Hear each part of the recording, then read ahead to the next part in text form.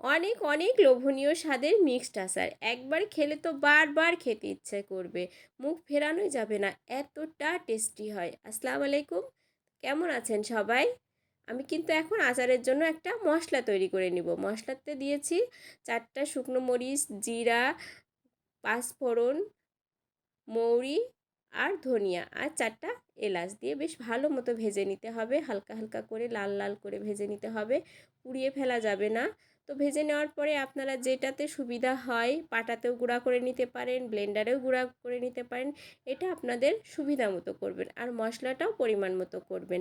তো দেখেন মশলাটা কিন্তু আমি গুঁড়া করে নিয়েছি। তো এবার আমি আপনাদেরকে দেখাবো কি কি দিয়ে আমি মূলত আচারটা তৈরি করব। জলপাই আছে, তারপরে আছে বড়ই, আছে কিছু মশলা, তেঁতুল আর আম। আর মশলার মধ্যে আছে একটু রসুন থেতো করে নেওয়া, কয়েকটা মরিচ চিড়ে নেওয়া, আদা বাটা, সরিষা বাটা আর আছে চিনি। তো সব কিছুই আমার নেওয়া হয়ে গিয়েছে। তো এখন আমি কড়াইয়ে বেশ কিছুটা সরিষার তেল দিয়ে রসুনটা দিয়ে দিলাম। রসুনটা একটু থেতো করে নেওয়া হয়েছে, রসুনটা পুরো বেটে নেয়নি। আদা বাটা, সরিষা বাটা, শুকনো মরিচ দিয়ে একটু সময় নেড়ে চেড়ে নিতে হবে, বেশি সময় নাড়ার দরকার নাই, মশলা পুড়ে যেতে পারে। এবার দিয়ে দিতে হবে আগে থেকেই আমি মানে বড়ইটাকে সুন্দর করে ভিজিয়ে হাত দিয়ে চেপে চেপে ভেঙে নিয়েছি, ওইগুলোই দিয়ে দিলাম।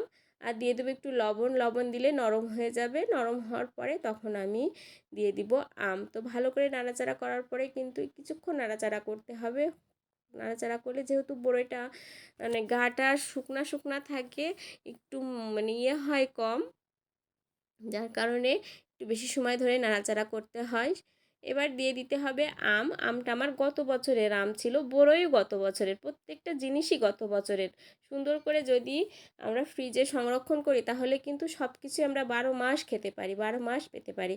তো যাই হোক, একটু হলুদ দিয়ে দিলাম। হলুদ দেওয়ার পরে কিছুক্ষণ নাড়াচাড়া করতে হবে। আর প্রায় 80%-এর মতো আমটাকে সিদ্ধ করে নিতে হবে।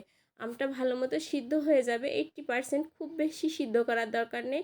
এরপরে দিয়ে দিতে হবে জলপাই। জলপাই দেওয়ার পরে দিয়ে দিতে হবে তেঁতুল। তো তেঁতুলটা সম্ভবত আমার স্কিপ হয়ে গিয়েছে। তারপরে দিয়ে দিলাম চিনি। চিনিটা দেওয়ার পরে আরেকটু সময় নাড়াচাড়া করতে হবে। চিনি দিলে কিন্তু মানে একটা আসবে, তেল তেলে ভাব আসবে। আর চিনিটা যখন গলে যাবে তখন বেশ চারিদিক দিয়ে তেল উঠে আসবে। এই তো দিয়ে দিলাম মশলা যেটা গুঁড়ো করলাম। আর চারিপাশতে কিন্তু এখন আমার অলমোস্ট তেল ওঠা শুরু হয়ে গিয়েছে। তো আমি খুব বেশি তেল দিব না এখনই, কেননা এই আচারটা আমার একটু দূরে যাবে, যার কারণে তেল পড়ে যেতে পারে, যার কারণে অল্প তেলেই করব।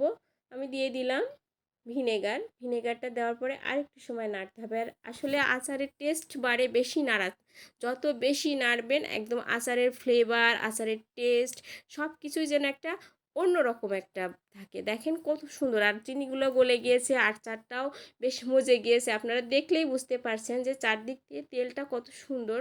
তো এই তো হয়ে গেল আচার। আচারের কালার দেখে বোঝা যায়। আর সব কিছুই কিন্তু যেটা এটা টক ঝাল মিষ্টি আপনারা আপনাদের প্রয়োজন মতো দিবেন, কে কেমন খেতে চান সেভাবেই দিবেন। তো হয়ে গেল, এখন চেখে দেখার পালা।